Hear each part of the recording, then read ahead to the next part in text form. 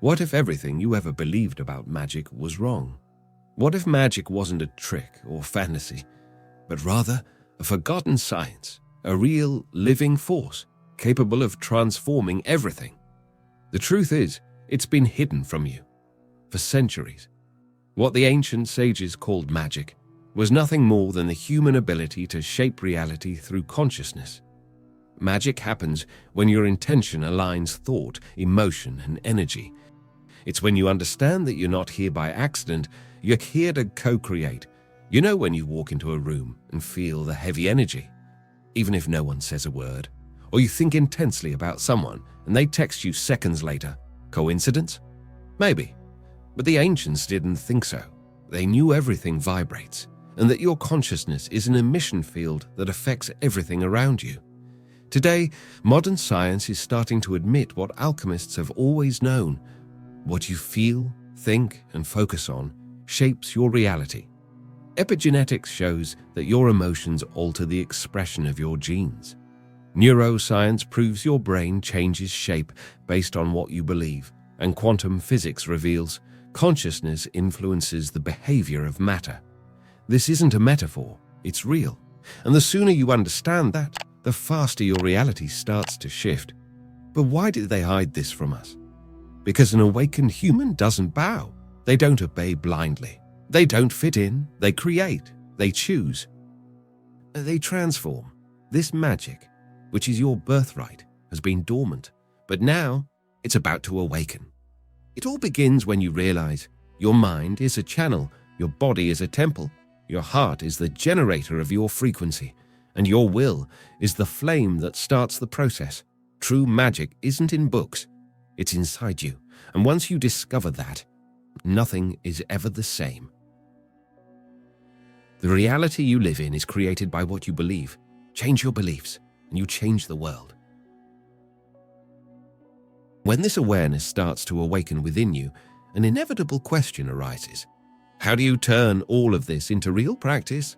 How do you use this inner power to truly change the way you live, feel, perceive, and create?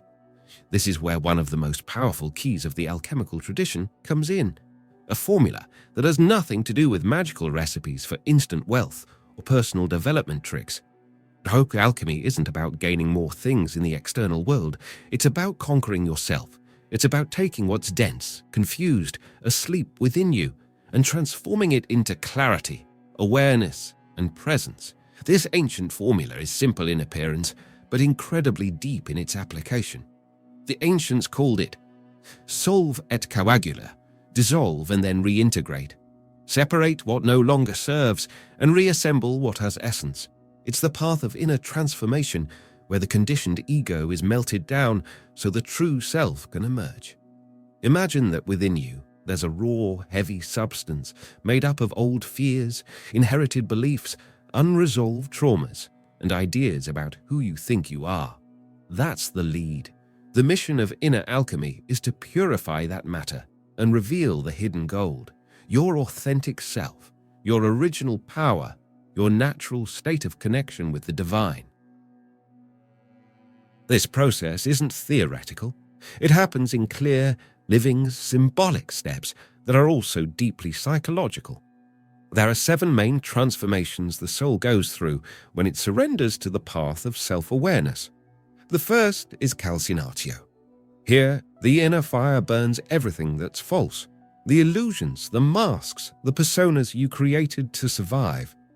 This is when life throws you into situations that seem to consume everything you thought you were, and you feel like you're being placed into the fire. And you are. It's the beginning of the process. Next comes solutio. Now that the fire has broken the rigid structures, water comes in to dissolve what's left. You start to question yourself. Your certainties melt. Forgotten emotions rise to the surface. It's a dive into the unconscious. It's messy but necessary, because transformation doesn't happen while everything stays solid. You need to become fluid to change shape. Then comes coagulatio. After dissolution, something starts to solidify again, but this time in a new form. This is when you begin to build a new identity, one that's more authentic. You start walking again, but now with more awareness. You begin to act differently, think differently. Your roots return to the ground, but with a different kind of nourishment. The fourth stage is sublimatio. It's time to rise. The spirit starts to free itself from the grip of dense matter. Intuitions emerge. You begin to notice patterns that once went unseen. It's like climbing an inner mountain, and from up there, everything that once looked confusing now makes sense. But be careful. Going too high without being ready can leave you lost in the clouds. The secret is in balance. The fifth stage is mortificatio. Here, something inside you dies. Not a physical death, but a symbolic one, of the old ego, of control, of your former way of functioning. You feel like you're in a dark night of the soul. Nothing makes sense anymore, and at the same time, everything inside you is screaming to be reborn. It's the most challenging point, but also the most fertile, because it's in that emptiness that the new can be born. Then comes separatio. Now you start to clearly see what's yours and what was imposed on you. You separate the essential from the noise. You begin to understand which voices are truly yours and which were placed in you. It's a moment of deep discernment, of listening carefully, of silencing everything in order to feel what's true. And finally, coniunctio, union. The alchemical marriage between the soul and the ego, between matter and spirit. It's not the end of the path. It's the birth of a new cycle. Now, you're no longer searching outside yourself. You found yourself within, and everything you do, feel, and express comes from a place of wholeness, of presence, of truth. It's the moment when the gold appears, but not material gold, a gold that shines within. And that kind of gold, no one can steal. This journey happens many times, in cycles. It's not something you do once and you're done. It's a living process. And every time you go through these stages, you become more whole, more lucid, more real. You stop merely surviving and start living like a true alchemist, someone who transforms themselves in order to transform the world. The magic begins in the body. And so, as the journey of inner transmutation unfolds, a point arises that many people often overlook, but that true masters have always placed at the center of the process, the body. Because no matter how much the mind understands, the soul intuits, or the spirit desires, nothing truly transforms if the body isn't involved. The body is the laboratory of magic, the living temple where all alchemy happens. It's where energy flows. It's where the signs of the spirit manifest. It's where emotions take shape, where intuitions take root, where visions become real. That's why all Hermetic, esoteric, and Eastern traditions say, if you want to transform your life, you need to start with the body. And this goes way beyond just taking care of your health in the modern sense. Here, we're talking about something deeper, using the body as a tool for awakening. Do you breathe? Do you feel? Do you move? Then you're already using the body. But the real question is, are you conscious while doing it? Because that's what changes everything. In Hermetic tradition, the body is described as a cosmic technology temporarily loaned to us in this life. Nothing is there by accident. The blood is the mercury of the spirit.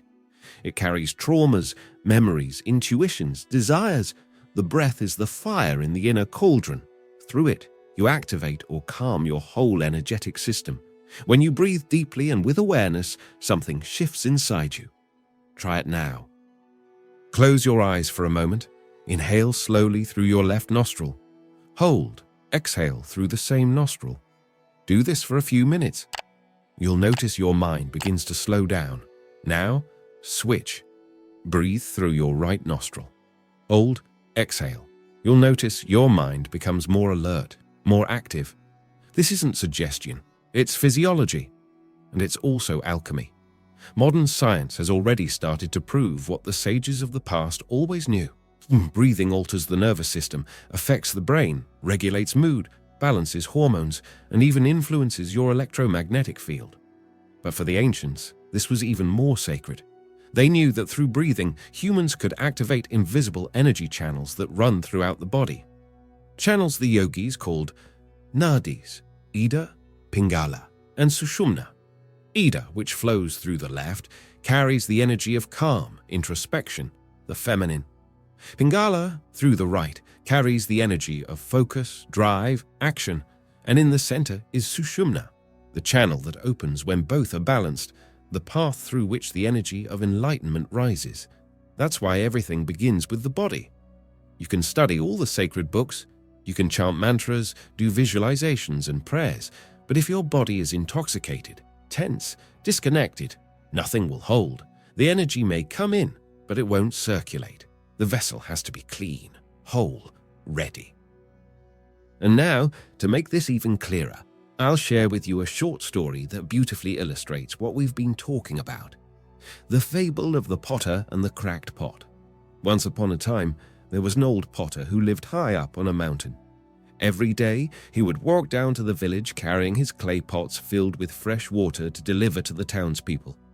Among the many pots he used, there was one that was very beautiful but had an almost invisible crack.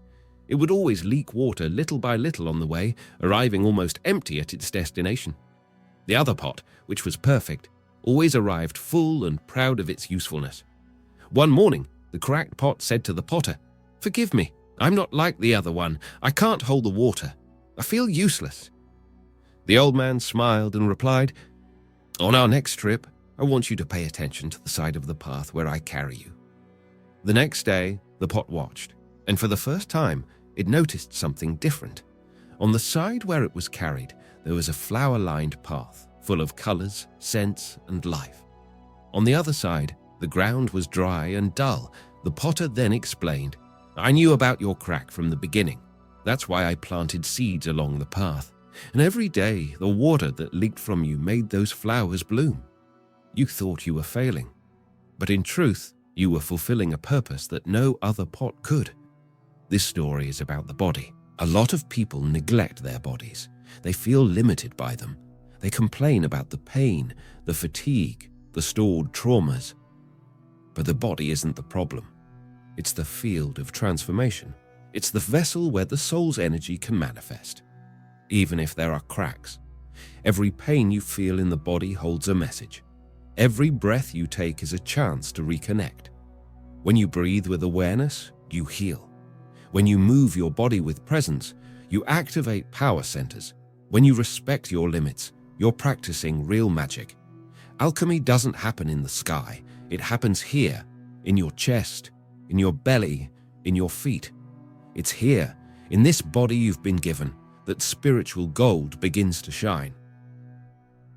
The mind is the mirror and the sword. And just as the body is the temple where energy transforms, the mind is the altar where reality is sculpted. It's the mirror that reflects the world you perceive, and at the same time, the sword that cuts, directs, separates, and shapes the way you interpret everything you experience. In Hermetic tradition, there's a fundamental principle that carries a powerful truth. Everything is mind, the universe is mental. This means the reality you experience doesn't start outside of you. It starts within. It's born from the way your mind is organized, programmed, conditioned. Picture your mind like a mirror. If the mirror is clean, polished, and free of cracks, it reflects clearly. But if the mirror is foggy, dirty, or broken, the image it shows is distorted. The problem is, a lot of people go through life trying to change what they see in the reflection, without realizing that what needs to be adjusted is the mirror itself. The world around you is, more often than not, a reflection of your inner world. If you carry the belief that the world is hostile, unfair, cold, that's exactly what your perception will highlight. If you believe you'll always be rejected, that you'll never be valued, that love is hard, that success is far away, guess what you'll keep running into over and over? Not because the universe is against you, but because your mind is programmed to select the experiences that reinforce what you already believe. Your brain filters over 11 million bits of information every second, but your conscious mind only captures about 50. And what determines which 50 you notice? Your beliefs, your expectations, your emotional patterns. That's why so many people try to change their lives, but keep getting stuck in the same cycles, because there's no point in changing the scenery if the projector stays the same. The key to real change is transforming the way you perceive, think, feel, and react. But that transformation doesn't happen with just positive thoughts or nice phrases. As Carl Jung put it so well, true enlightenment doesn't come from imagining light, but from making the darkness conscious. That means you need to look at what's hidden, at the feelings you avoid, at the memories you've repressed, at the thoughts you won't even admit to yourself. Because everything that's not acknowledged becomes your fate. And what's unconscious in you ends up showing up outside you, again and again, as if it were bad luck, karma, punishment, or coincidence. But it's not punishment. It's just your mind trying to reveal itself to you through the world. In that process, the mind isn't just a mirror, it's also a sword. Because when you start to face what's inside you, you need discernment. The sword cuts illusions. It cuts ties with old stories. It cuts the chains that keep you stuck in a limited identity. Thought, when used with clarity, becomes a tool of liberation. But when it's disorganized, repetitive, addicted to fear or guilt, it becomes a prison. That's why an untrained mind is a dangerous mind. It invents enemies, creates distorted stories, feeds ghosts, and keeps you trapped in the past or the future. It projects onto others what you don't want to see in yourself. And you end up blaming the world for battles that are actually happening inside your own psyche. But when you start observing your own thoughts with awareness, something starts to shift. You realize the mind is always talking, but not everything it says is true. You start to detach from the thoughts, and you realize there's a space between what you think and who you are. And that space is the beginning of freedom. You can look at a thought like you look at a cloud. It passes. It doesn't define who you are. It just shows what still needs healing. And the more you practice this observation, the clearer your mind becomes, the sharper your sword gets, the cleaner your mirror gets. And then, when the mind aligns with presence, it stops reacting to the past and starts creating something new. It stops being a repeater of old memories and becomes a broadcaster of conscious possibilities. You begin to think clearly, feel authentically, act with purpose, and the reality around you starts, inevitably, to respond to that new inner vibration. The heart is the true generator of magic. And now that you've started to understand the power of the mind as both mirror and sword, it's time to touch the most forgotten and at the same time most powerful center of this whole process, the heart. Yes, the heart. The one that beats in your chest every single day, that silently sustains you, but that almost never truly gets heard. While the mind thinks, organizes, and plans, the heart feels, moves, and transforms. And no matter how much we've been taught to trust only the rational mind, the truth is that the real generator of magic is the heart. Because you can have the best intentions in the world. You can study, understand, write, visualize. But if what you say or wish for doesn't carry a real emotion, it doesn't generate a field. It doesn't create reality. Think of it this way. The mind is like the bow, but the heart is the string that gives the arrow its power.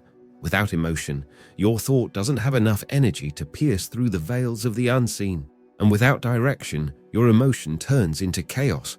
It explodes, implodes, or gets lost. Balance is born from the union of the two. When what you think is aligned with what you feel, you enter into coherence. And that coherence isn't a metaphor. It's a measured, studied, and proven reality. The HeartMath Institute, a global reference in the science of emotions, has shown that the heart has its own electromagnetic field, one that's dozens of times stronger than the brain's. This field influences the nervous system, cell function, and even the environment around you. In other words, when you truly feel joy, gratitude, love, trust, you emit a vibration that changes your surroundings. That explains why some people walk into a room and shift the energy completely, why sometimes a single hug can calm someone down, or why simple words, spoken from the heart, have more power than long, cold speeches. That's why prayers, mantras, and affirmations only work when they come from a real emotional state. You can repeat, "I am abundant," 1,000 times, but if deep down you feel fear, lack, or unworthiness, what will manifest is what you feel, not what you say. And this is exactly where many people get frustrated. They say they did everything right, but nothing changed. The question you need to ask isn't, what did you think? But, how did you feel while you were thinking it? Because emotion is the energetic glue that bonds the mind to the quantum field. It's the fuel that moves thought from something abstract to something tangible. Without emotion, thought is just a shadow. Without thought, emotion is a storm. But when the two align, creation happens. Let's make this practical. Imagine two people saying, "I love you." The first says it with an empty voice, staring at their phone with no connection. The second looks you in the eyes, feels every word. Their skin gets goosebumps, their voice trembles a little. Which one do you believe? Which one changes the energy in the room? Now, apply that to your own life. When you say you trust, that you forgive, that you believe, do you feel it in your body? Does your heart vibrate with it? Or does your mouth say one thing while your chest says another? The truth is, life doesn't respond to what you say. It responds to what you vibrate. And to shift your vibration, you don't need to force anything. You just need to reconnect, to start feeling again. For real. Let yourself cry when it hurts. Give thanks when something touches you. Smile when something simple delights you. These emotions are like keys. They open channels. They awaken your most authentic frequency. And the more you live from the heart, the more your reality starts to reorganize. The right people show up. Things begin to flow. What used to feel like a struggle now feels light. What once was anxiety becomes quiet confidence, because you're no longer trying to control the world with your mind. You're co-creating from your truest center. The heart, contrary to what many believe, isn't fragile. It's strong, deep, magnetic. It holds ancestral memories. It's the meeting point between the human and the divine. In Hermetic tradition, it's said that the heart is where the soul touches the body. That's why the great masters always spoke of the door of the heart, because that's where life energy flows in. That's where intuition whispers. That's where divine will reveals itself. And it doesn't require ceremony. Sometimes a single conscious breath is enough to open that door. Close your eyes right now, place a hand on your chest, and feel. Don't try to think, just feel. There's a field inside, a field of silence, of pulse, of wisdom, and that field has the power to reorganize everything.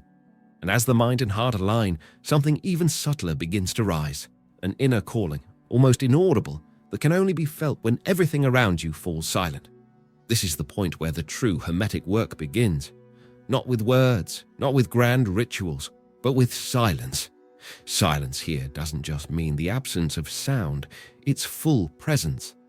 It's when the noise of the world fades and the sound of the soul starts to be heard. The ancient texts say it clearly. Nothing should be invoked until silence is established, inside and out, because in that state of stillness, something sacred happens. It's in that space that real will emerges. I'm not talking about desire.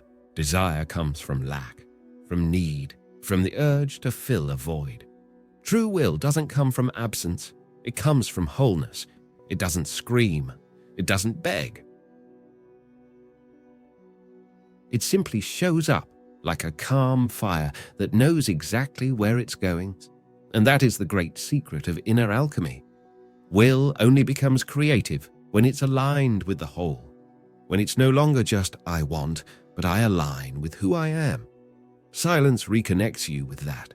It dissolves the fog. It clears away the noise that confuses desire with purpose. The ancients knew this. That's why, in Hermetic schools, the first gateway was always the one of absence. The initiate was led into darkness, into emptiness, into not knowing. That's where the ego began to crumble, and when the desperate search for outside answers finally stopped, true knowing was born from within, silent, steady, clear as a light that never fades. You won't find the truth out there, not in books, not in gurus, not in ready-made formulas. The truth is at the center of your being, wrapped in 7 veils, and to reach it, you don't need to chase anything. You need to become still, go deeper, strip away everything that isn't essential. It's in that emptying that your essence emerges, And when that happens, something shifts, something truly shifts, because you're no longer guided by the anxiety of reaching something. You start moving from a different place, a place that knows, a place that feels, a place that recognizes the right timing of everything. And that's where we enter the second part of all this. Because when this knowledge drops from your intellect into your body, when it leaves theory and becomes practice, there's no way to live the same way again. When you understand, and not just with your head, but with your blood, with your breath, with eyes that see differently, that consciousness is what shapes reality. The body is the living temple where this alchemy takes place. The mind is the mirror of the world you live in and the sword that can cut through what holds you back. The heart is the magnetic generator that powers your intention. An aligned will is the fire of creation. Then you stop searching outside. You stop chasing gurus, miracles, shortcuts. Because you realize the philosopher's stone, that symbol sought for centuries, isn't hidden somewhere out in the world. It isn't found, it's made, created, forged inside you, with patience, with silence, with courage. The moment you stop looking for magic out there is the moment you start living as a mage. Not a mage with robes and spells, but a mage of presence, of truth, of coherence. Someone who knows that everything they need is already here, and that the real work isn't to change the world, but to transform yourself so deeply that the world changes through your simple presence. This is the true formula of alchemy. It's not about mastering the world, it's about mastering yourself, about remembering, about coming back to the center, and from that center, creating a new reality, not through control, but through vibration, not through effort, but through alignment. Before you go, something important is waiting for you. A special video has been carefully chosen for you to continue this journey of transformation. In it, we'll dive even deeper into the teachings we've started here, with real practices, forgotten insights, and tools for you to apply this knowledge in your life right now in a practical and conscious way. So don't leave yet. Click on the video that's showing up on the screen and let's meet there. I'll see you on the other side.